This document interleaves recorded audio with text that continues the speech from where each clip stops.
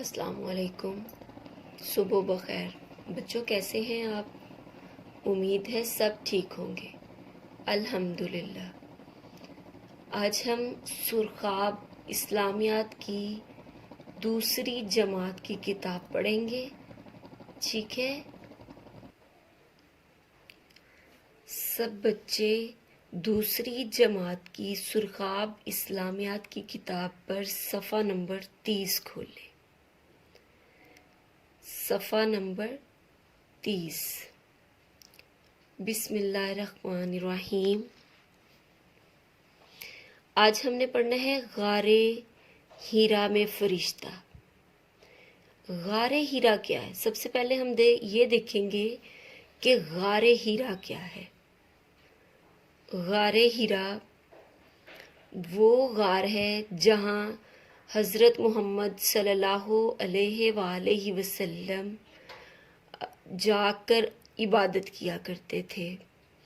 یہ وہ جگہ ہے جہاں پر ہمارے پیارے نبی حضرت محمد صلی اللہ علیہ وآلہ وسلم پر پہلی دفعہ قرآن پاک کی آیات نازل ہوئیں، ٹھیک ہے؟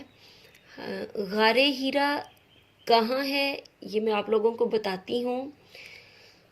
خانہ کعبہ میں جب ہم عمرہ یا حج کرنے جاتے ہیں تو جو لوگ وہاں جاتے ہیں وہ وہاں جانے کا شرف حاصل کرتے ہیں غار ہیرا میں۔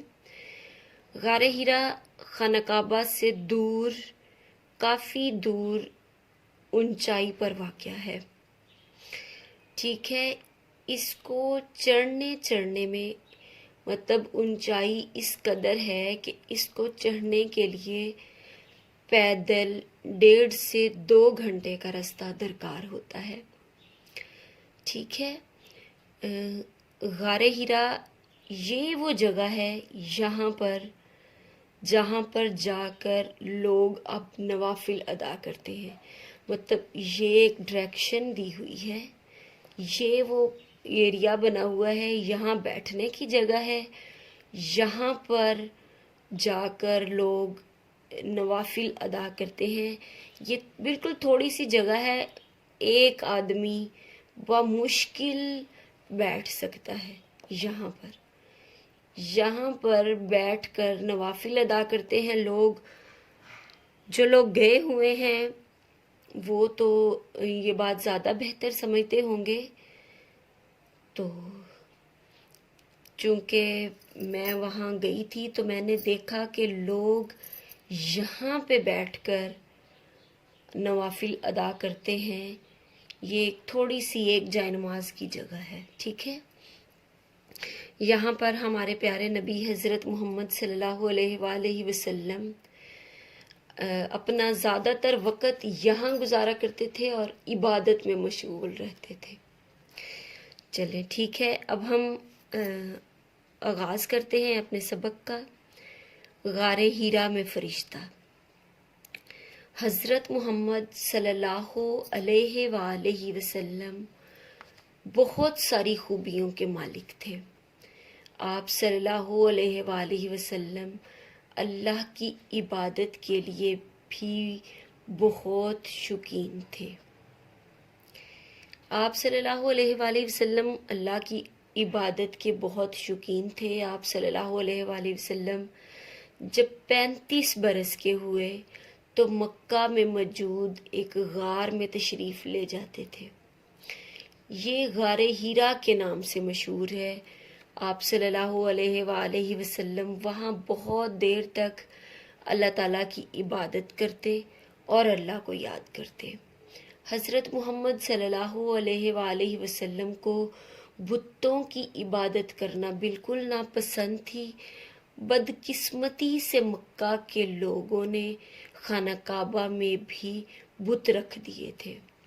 یہ بت حضرت محمد صلی اللہ علیہ وآلہ وسلم کو سخت ناپسند تھے۔ ایک دن حضرت محمد صلی اللہ علیہ وآلہ وسلم غار ہیرا میں بیٹھے تھے، عبادت کر رہے تھے۔ اچانک ایک فرشتہ آپ صلی اللہ علیہ وآلہ وسلم کے سامنے آ گیا۔ آپ صلی اللہ علیہ وآلہ وسلم اسے دیکھ کر گھبرا گئے۔ اتنا سا ہم نے پڑھا، اس میں انہوں نے بتایا ہے کہ حضور نبی کریم صلی اللہ علیہ وآلہ وسلم، چونکہ ہم سب جانتے ہیں کہ وہ بہت زیادہ خوبیوں کے مالک تھے، اللہ تعالیٰ کے محبوب تھے، اللہ تعالیٰ کو بہت پسند تھے، اور وہ اللہ تعالیٰ سے بہت محبت کرتے تھے، اس لیے وہ اللہ تعالیٰ کی عبادت کا شوق رکھتے تھے۔ بتایا گیا کہ جب وہ 35 برس مطلب 35 سال کے ہوئے تو خانہ مکہ میں موجود ایک غار میں تشریف لے جایا کرتے تھے، جیسا کہ میں نے آپ لوگوں کو پہلے بتایا کہ یہ وہ غار کی تصویر دی ہوئی ہے، یہاں پر بیٹھنے کی جگہ ہے، وہ وہاں بیٹھتے عبادت کیا کرتے، اللہ تعالیٰ کی عبادت میں مشغول رہتے۔ اور خانہ کعبہ کے لوگ چونکہ بت پرست تھے، وہ بتوں کی پوجا کرتے تھے، تو مکہ کے لوگ تو انہوں نے خانہ کعبہ میں بت رکھ دیے تھے اپنی عبادت کے لیے۔ تو حضرت محمد صلی اللہ علیہ وآلہ وسلم کو یہ بات سخت ناپسند تھی، اس لیے وہ خانہ کعبہ سے دور غار ہیرا میں جا کر بیٹھ جاتے اور اپنی عبادت میں لگے رہتے۔ ایک دن اچانک وہاں فرشتہ آپ کے سامنے آ کھڑا ہوا اور آپ اس کو دیکھ کر بہت گھبرا گئے۔ فرشتے نے کہا پڑھو۔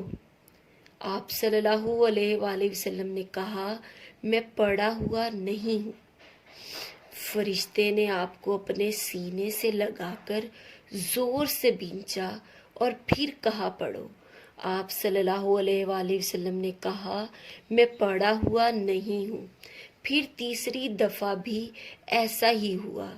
اس کے بعد فرشتے نے قرآن کی چند آیتیں آپ صلی اللہ علیہ وآلہ وسلم کے سامنے پڑھی۔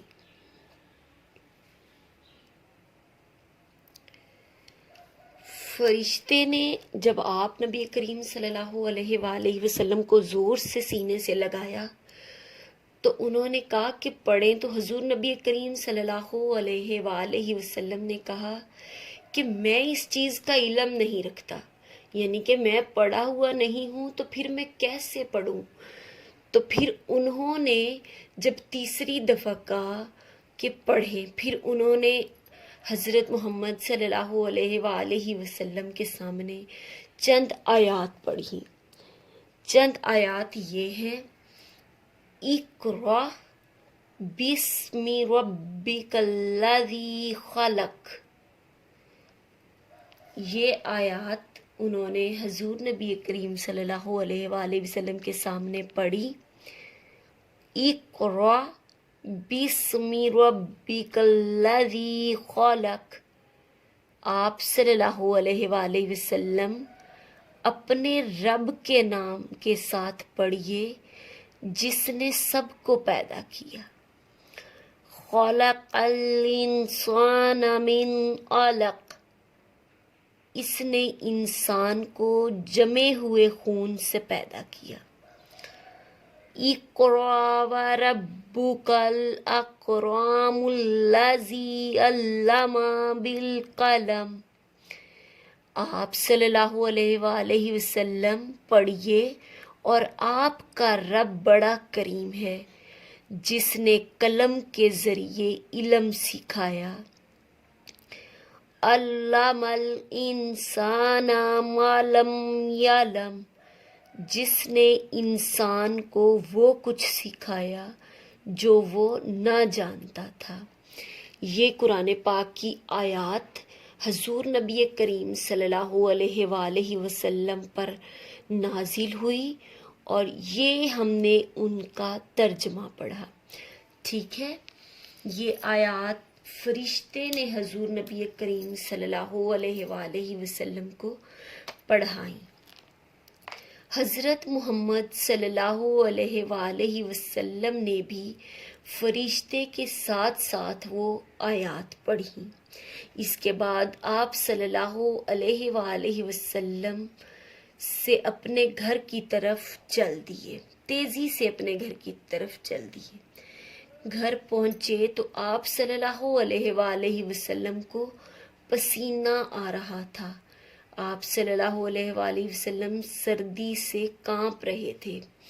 آپ صلی اللہ علیہ وآلہ وسلم کی زوجہ حضرت خدیجہ رضی اللہ تعالی عنہ نے آپ صلی اللہ علیہ وآلہ وسلم کو چادر اوڑھائی۔ رسول صلی اللہ علیہ وآلہ وسلم نے انہیں سارا واقعہ سنایا۔ حضرت خدیجہ رضی اللہ تعالی عنہ نے کہا اللہ تعالیٰ آپ صلی اللہ علیہ وآلہ وسلم کو کبھی بے یار و مددگار نہیں چھوڑے گا۔ آپ صلی اللہ علیہ وآلہ وسلم ہر ایک سے اچھے طریقے سے ملتے، غریبوں کی مدد کرتے، ہمیشہ سچ بولتے، کمزوروں سے محبت سے پیش آتے۔